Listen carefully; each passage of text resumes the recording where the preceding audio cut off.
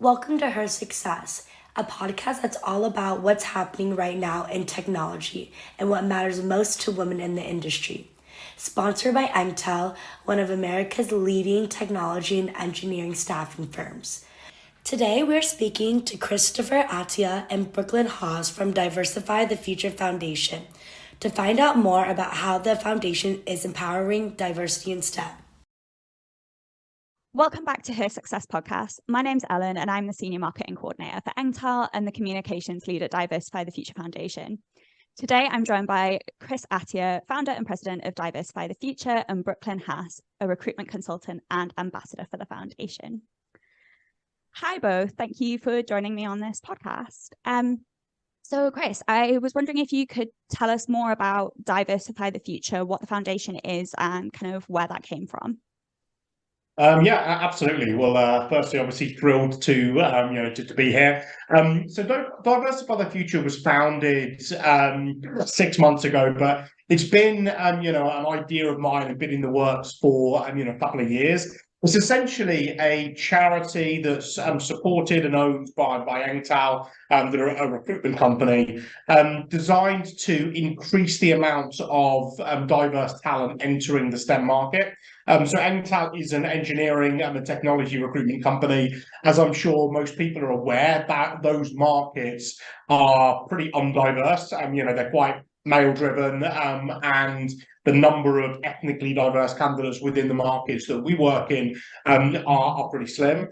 So Diversify the Future essentially helps increase the number of people coming into the market. So every time Engtal does a diverse hire, we donate $1,000 of that money to Diversify the Future, and then we use that money to fund people from underrepresented groups to get a computer science degree or an engineering degree, and therefore, kind of be able to enter the STEM space. That's great, thank you. And so Brooklyn, in terms of being ambassador, obviously you've worked with clients and candidates. You've had placements that have qualified for Diversify the Future. Could you just talk us through a little bit more about that process and how that works? Yeah, definitely. I work with a lot of different clients who this is kind of their main priority, is making sure that their workforce is a little bit more inclusive and diverse. And so I have the privilege of working with some of these exciting organizations to kind of put diversity at the forefront of what they're looking for. So I get to go out to the market and, find really exciting and diverse engineers. And it's a really big pleasure being able to, work directly alongside them and kind of create those meaningful relationships, and then getting the opportunity to help them land their dream job in an organization that I know is going to really value and respect them as well. So it's kind of cool being able to see it from both the candidate and the client perspective. So in terms of the conversation about diversity, what do we mean when we talk about diversity in tech specifically? But for me, it's about those underrepresented groups. There are a portion of the market that just hugely underrepresented within the tech world. So females being kind of the obvious one. I believe less than 20% of the engineering market is female. When you go higher up the ladder, that number decreases. When you look at engineering managers, engineering directors, heads of engineering, that number continues to decline. Very similar for Hispanic, African Americans. Obviously, there are certain technical markets that tend to be a bit more inclusive of certain people and have certain demographics, that are relatively well represented. But in most of the engineering demographics that you look at, there's a handful of either gender or ethnic minorities that are just pretty much non-existent within those areas. Yeah, absolutely. And Brooklyn, I know this is something that you've done a little bit of work around as well, but we've looked at other groups in terms of candidates with disabilities and neurodiversity, right? Yeah, definitely. I think that's kind of a group that tends to get overlooked sometimes, because usually when you think about underrepresented groups, like Chris had mentioned, a lot of times people look at, the females or some of the other ethnic groups as well. But that is definitely a big area, and a lot of people do tend to fall under that category as well. So I think it's important to spread awareness and, create opportunities for inclusion with them as well. Okay, so why is it so important to encourage diversity within STEM? I mean, firstly, there is obviously the human ethical element, right? Which is, it's highly, ethically unfair if someone is more likely to get a job based on their gender or based on, kind of their ethnic background, let alone get promoted and have certain opportunities given to them. So, I think you have that side of the coin. The other side is that, there is so much data to confirm that, there is a commercial, massive commercial benefit to this as well. If you look at organizations with diverse boards, as an example, typically they perform a lot better than, companies that don't have a if their board is all white males, as an example. Obviously, the consumer in the world, are 50% male, 50% female, and have a very large number of, different, kind of ethnic backgrounds. So, if all of your thought process and your brain tank is simply one group of people, and you're not going to be able to effectively appeal to kind of the wider population. So I think for me, most companies understand this, and a lot of our clients want diversity. The challenge is, firstly, they don't know how to get it, and secondly, everyone is competing for the same group of people, right? The reality is only 25% of the STEM market is diverse, and whilst every single company wants more diversity, they're all fighting for the same 25% of talent. So that is why we set up Diversify the Future, is to try and grow that number. The only way we're really going to combat the diversity issue is if we get more people coming into STEM that are from a diverse background. Otherwise, people will just continue to to fight over the same people. But it's both of those two things. It's the ethical human issue, and also the fact that it is very commercially viable to have a diverse talent pool. Yeah, and kind of piggybacking off of what Chris had mentioned. So obviously he kind of attributed to the better results that the organization as a whole will see having a more diverse workforce. It also contributes to a more positive work environment as well. So diversity in the workforce does tend to contribute to a stronger worker morale, where employees who work at companies that have a strong DEI program generally tend to be a little bit more happier, and companies do tend to see a higher employee retention rate. Not only that, but it also fosters a lot of creativity and innovation. People who come from different cultures and identities and life experiences bring different perspectives, and helps create a more well-rounded and innovative approach to problem solving. So there's definitely a lot of exciting benefits to having a more diverse workforce.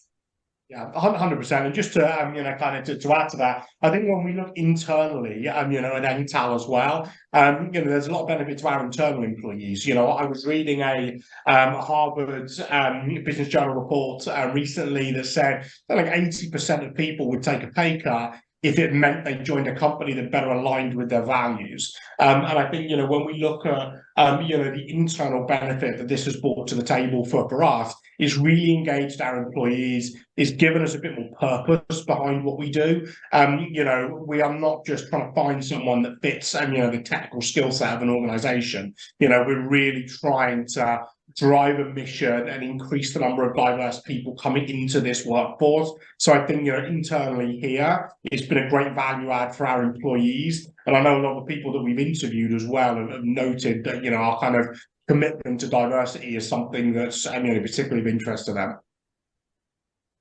Yeah, that's great to hear. I think there's such a trend now with people wanting that mission-driven aspect in what they do. And I think, both for Engtal and I guess for the companies who are working with us to more actively, look at their diversity and their hiring strategies, even for candidates who aren't diverse, that they are making those efforts as well. Yeah, 100%. Oh, thank you both for that insight. So I'm interested to hear a little bit more about your roles and involvement in Diversify the Future. So Chris, can you tell us a bit more about kind of, why you wanted to set this up in the first place, where you want the foundation to go long term, and how you see that evolving within Engtal?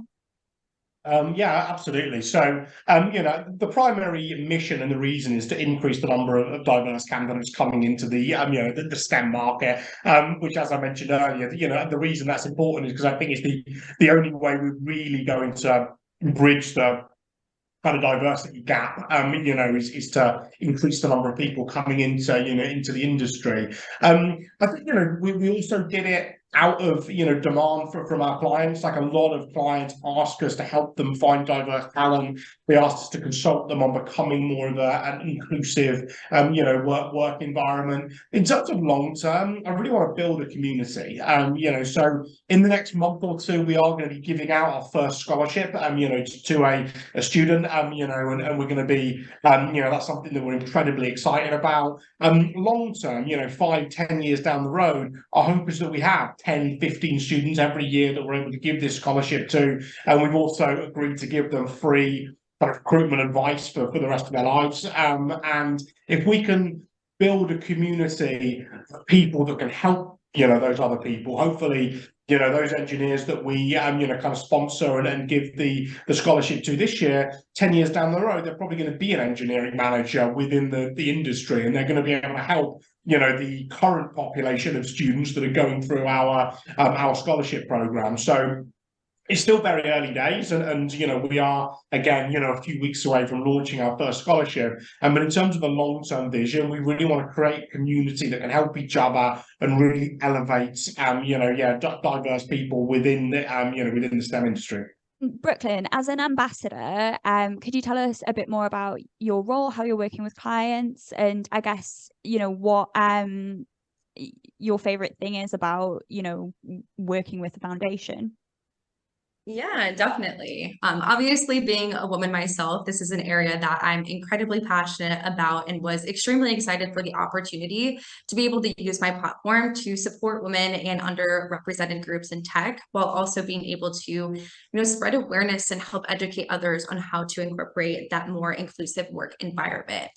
So I think that's one of my favorite things, is being able to work with a lot of these startup organizations. A lot of the companies that I work with are in their earlier stages. And so being able to kind of help them understand from inception that these DEI programs and creating that inclusive workforce is extremely important, and kind of showing them the ropes and how to do that is really exciting. And then, vice versa, kind of working with the candidate side of things, being able to really build those relationships, like I had mentioned, and helping them find that dream job, get excited about the opportunity, and knowing that they're in a position where that company is really going to treat them the right way and value them and let their opinions be heard is really reassuring. So it's super exciting getting to see it again from both perspectives, which is something that I really enjoy.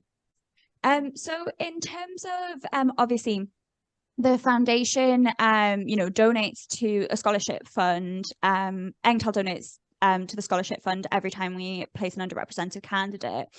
But there's also that aspect where obviously, we're incentivizing employers to actually hire those underrepresented candidates in the first place. Has that had a good reaction from our clients? Has that been well received? Yeah, I mean, it's something, again, I think a lot of our clients, want. And, so many of the organizations we work with ask for our help to find, kind of diverse talent. And so there's no, in my opinion, there's no real problem with the demand for this. And, I don't think there's, any company out there, or, maybe, very small minority that does not want to increase the diversity and inclusion of their workplace. The challenge is, I just don't know how many companies know how. They also want to do it without necessarily kind of or being a bit more flexible in terms of the technical skill set, right? They want to keep the technical skill set bar as high as kind of that they initially wanted, but they also want kind of the diverse talent. So our solution hasn't, or our barrier hasn't really been to kind of tell people why they should do this, or sell the value of having a diverse workforce. I think a lot of companies already have that and already know that. Our value is being able to consult them in how you do that, and making sure that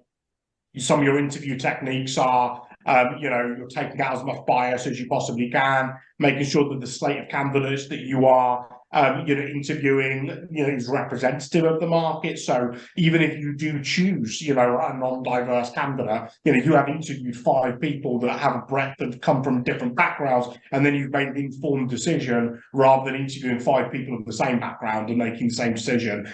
So I do think for us, a lot of it is the how, rather than needing to sell companies to why diversification is important.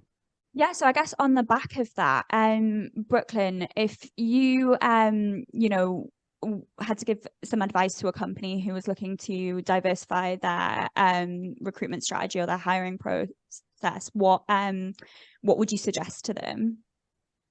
Yeah, that's a great question. And honestly, there's a lot of different ways that you can look into helping create a more inclusive hiring process.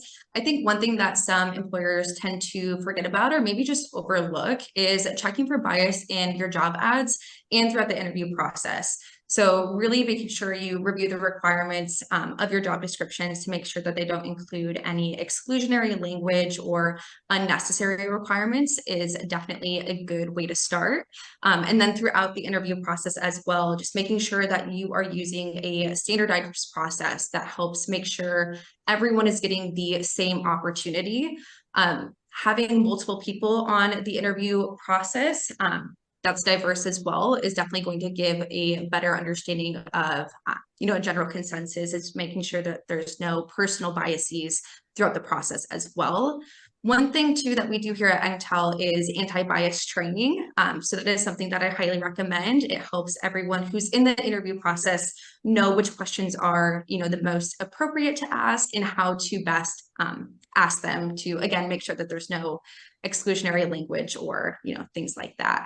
So that is definitely the first place I would start. Another thing I think we kind of mentioned actually early on in this podcast, but is focusing more on values over that culture fit.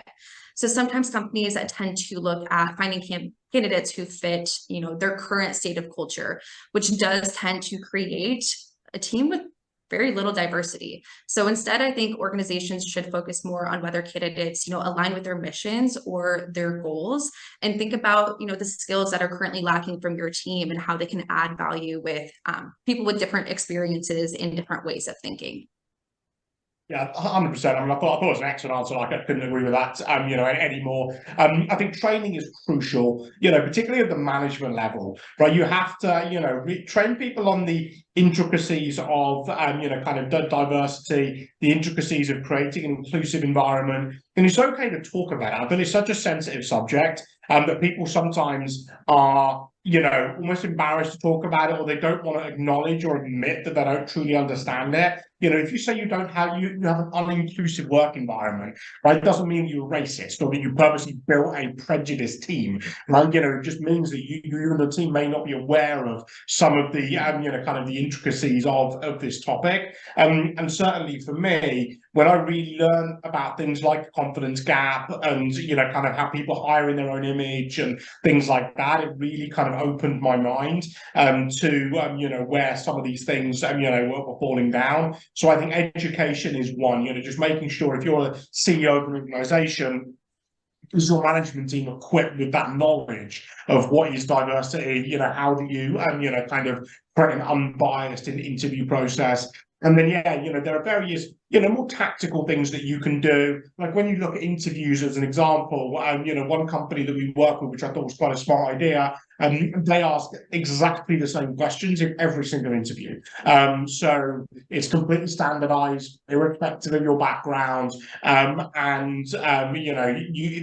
takes out any of the bias that, can come up in interviews. That I was reading a well, I was talking to a friend of mine actually who's very, she runs a company solely committed to, to diversity, and they did an analysis on venture capital investment, and they looked at when a female CEO and a male CEO went to try and secure capital investment, the types of questions that they were asked were very, very different, right? The males typically were asked, like, what would you do with this money? Talk me through your vision. Kind of how would you turn this $1 million into $10 million.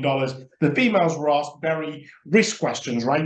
When have you, faced challenges in the past? So what do you think will go wrong? What is your contingency plan if, your first 6 months does not go well?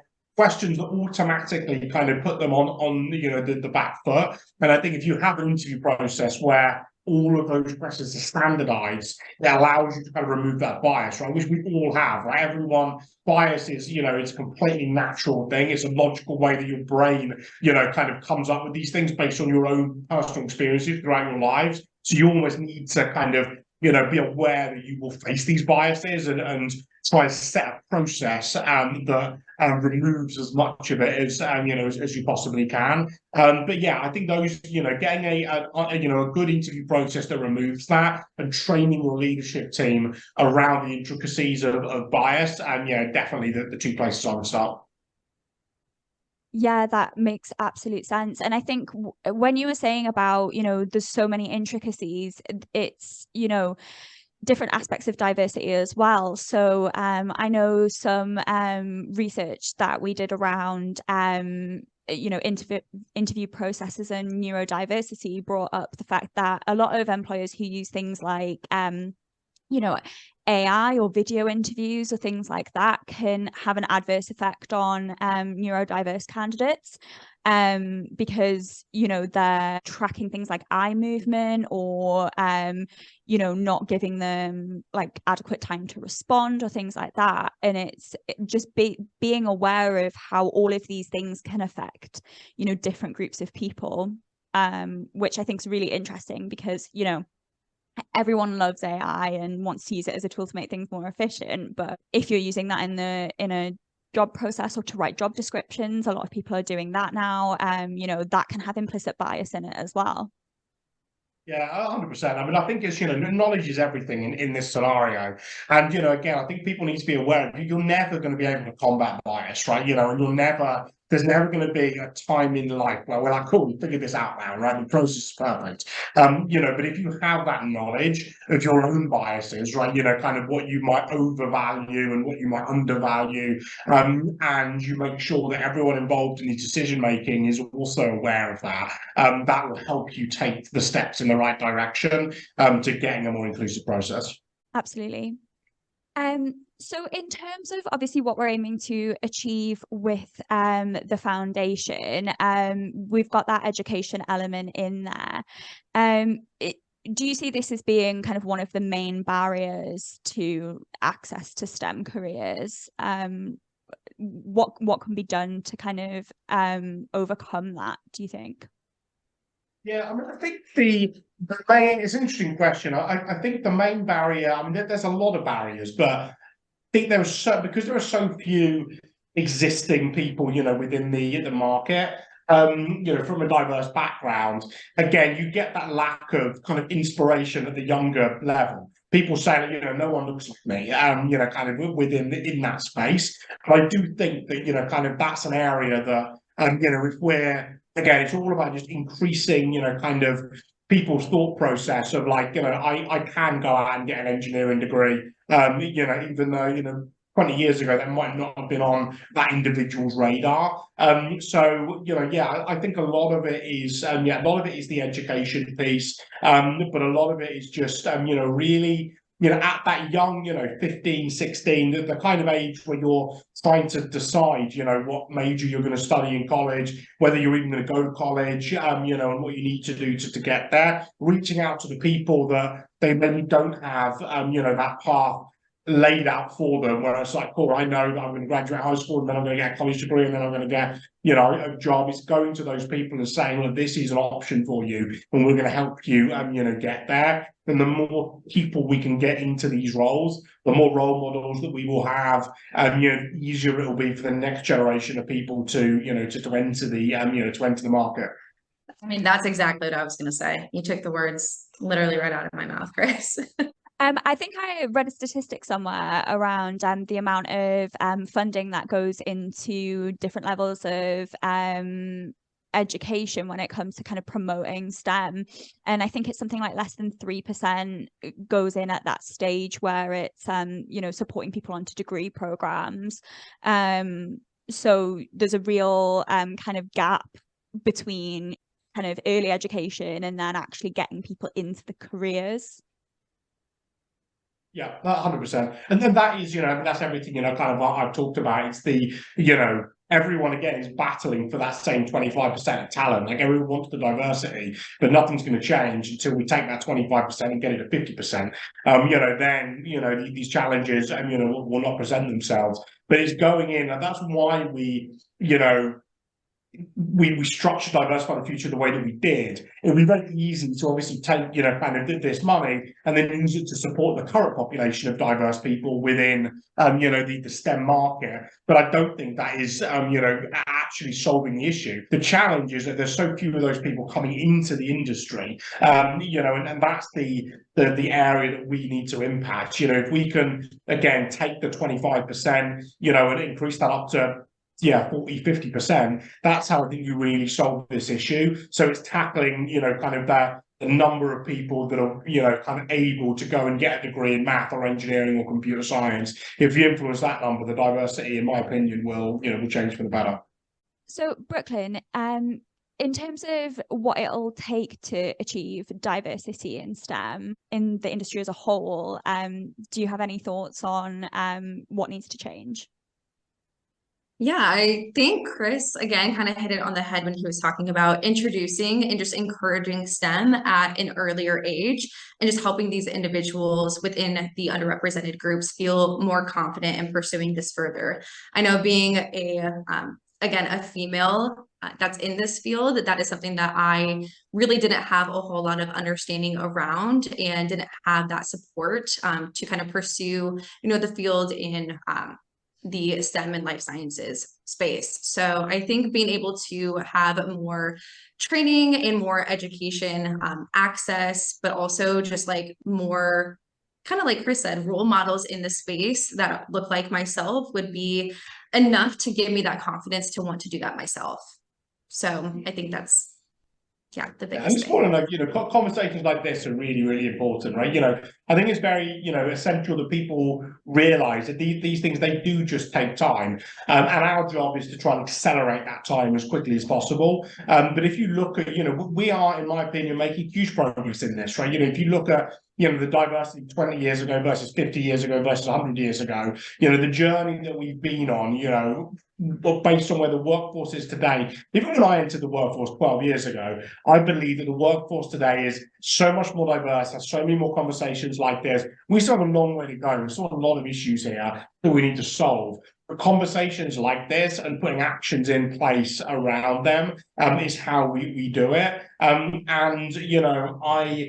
not saying this in a flippant way to suggest that there isn't a long way to go, because there is. But I do think it's very encouraging how much airtime these types of conversations are getting, how much the newer generation of leaders really want to see diversity, kind of in their workforce. The fact that there is such demand for something like Diversify the Future, I think tells you that people's mindset is shifting. And we've just got to put as much fuel in this fire as we can to try and accelerate that change as quickly as possible. Oh, absolutely. And, I think with the work that we're doing with the foundation and, how well it's been received and where it's going in the future, I think Engtal is certainly playing a part in that. So thank you both for joining me today. That was really great to get your insights into this issue. And thank you to everyone for tuning in. If you enjoyed today's episode and want to find out more about Diversify the Future, you can visit the website at diversifythefuture.com or visit our LinkedIn profile. So yeah, thank you to both Chris and Brooklyn. Thanks, guys. Thank you Appreciate for it. having us. Thank you for listening to this episode of HerSuccess. Don't forget to subscribe for future episodes of HerSuccess podcast.